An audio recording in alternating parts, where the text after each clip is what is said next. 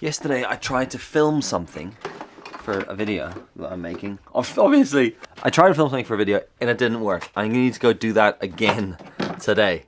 Do you know when you go out with all the intention of doing something particular and then, you get none of it done because you've lost all enthusiasm? Well, that's kind of what happened yesterday.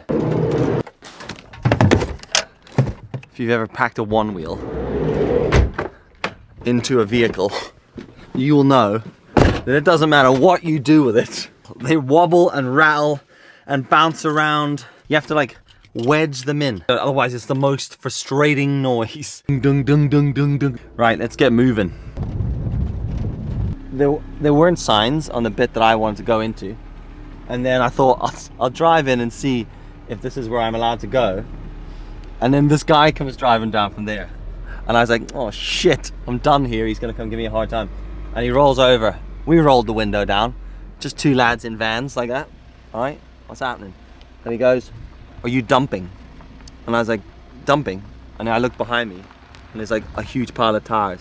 I was like, no, I'm not dumping. And he, okay, what are you here for? And basically, is over there is an old RAF Airfield. Now, it's down on the coast, about 20 minutes from where I live. What the? Was very cool about it. And I said to him, what the? What is on this?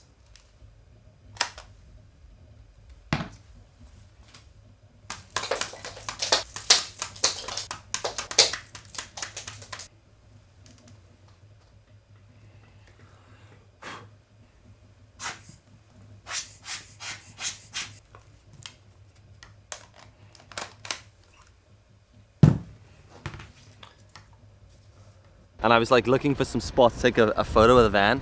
And then I saw this old airfield. I thought that'd be pretty cool to go and see. In my mind, the runway would be like an old derelict runway with grass on the side of it. This is kind of it. But as you can see, no luck. But that guy, Sam, who owns all this land, was very cool about it. And I said to him, look, this is what I'm doing. And he was like, okay, that's cool, yeah, appreciate you asking. He like just drove onto his land first. So, didn't totally ask. But he was very cool about it. Fair play to him. He didn't have to be that cool. He could have been a total dick about it. But he was very nice, and he said to me, he'll let me park the van here and take a walk up to the airfield. So, sometimes you just have to ask.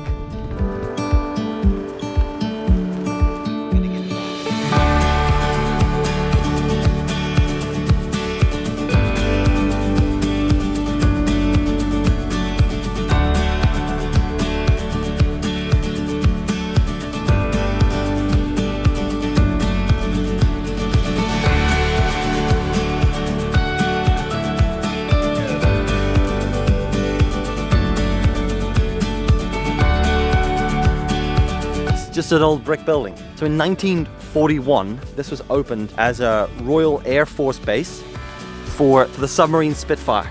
You can't get into it. You can't, not the Spitfire, the whole base.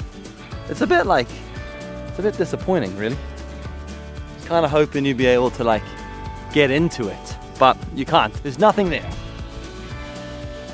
When I was a kid, my dad used to take me down to army museums and Air Force bases in South Africa, and it was amazing. Jumping into the planes, you know, gotta get pretending you're flying them. And here we are, looking at a building. Check out cheap. There would have been like runways and stuff all around this whole area. It's in different positions, because obviously some planes, you know, planes take off and land in different directions. Don't come to me for plane flying advice. All I know is Piper Cherokees have wings on the bottom, and Cessnas have wings on top. And that's just because my uncle was a pilot. Kind of thought this would be cooler looking. Oh, I thought you could at least like see in it. This is the problem with these old places. Some of them are in great condition, yet others left to ruin. And I don't mind a good ruin. You know, the right kind of ruin. Kind of ruin you can get into. You know, sometimes you go to something and you have an idea in your head and you think, this will be sick. This is gonna make such an interesting video. And then you get out there and you go, I'm really gonna have to work at this video.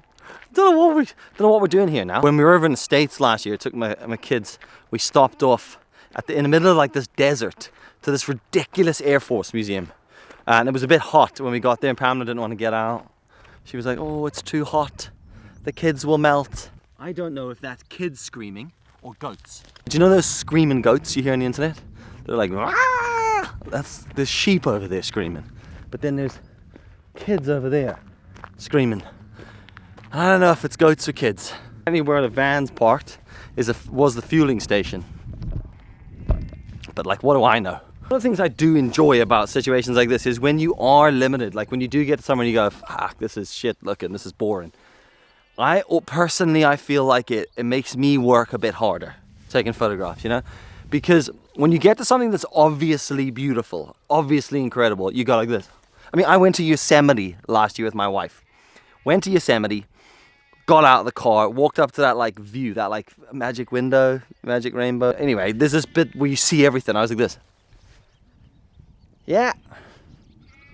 And to be honest, I was like, that's not as sharp as my desktop picture of that on my Mac OS at home, because it's so fucking incredible. It's so beautiful that it's kind of like, it's been made to look so beautiful in photographs that when you see it in real life, it can't live up to those expectations. So when you come down to something like this, well, it looks shit in real life. So you really have to work your ass off to make it look good in photos. Anyway, I mean, like, how many photos can you take of a field with some old bricks in it, really? But it is one of the challenges I've always quite enjoyed about photography. Sometimes the limitations are really good to play with, you know? Sometimes when it's limited, I like to just leave a 50mm because all those restrictions together just make you look a bit harder. I feel like so often I go out with like cameras and lenses and options, and I spend most of my time changing lenses and going, oh, that would look good if I had the 16mm on with the ND filter on. Let's dick about with those settings, and then by the time what you end up with at the end is tons of photos, and they're all kind of just like, whatever. I mean, look at that shit in there. Look at that crap. That's the drone, that's just in there. I've got a light in there. I've got 5 lenses with me. 5 lenses! Who needs 5 lenses? Where are we getting, how do we get out of here? Hey, clearly a gate. I remember now the guy said to me, there's a gate, just use the gate. By the way, for anyone that's interested, I bought these shoes. These Vans shoes, MTE all weathers. And let me just tell you, best shoe purchase ever. Vans, if you're listening, hook me up. I'll wear them forever. If you don't hook me up, I'll just spend my money on them and buy them myself, because they are the best shoes in the world. They are high top Vans. They are like boots mixed with Vans. They're waterproof, they're sealed, they're super cushioned for my old bones. Love it. Get that there. Soaked. Feet not soaked. Feet dry. Shoes wet. There's an old Air Force base with not much going on in it. I told you, you know, I'm only bringing you the very best content on this channel. So thanks for sticking through this. Thanks for watching. I'll catch you in the next one that will hopefully have better planning behind it.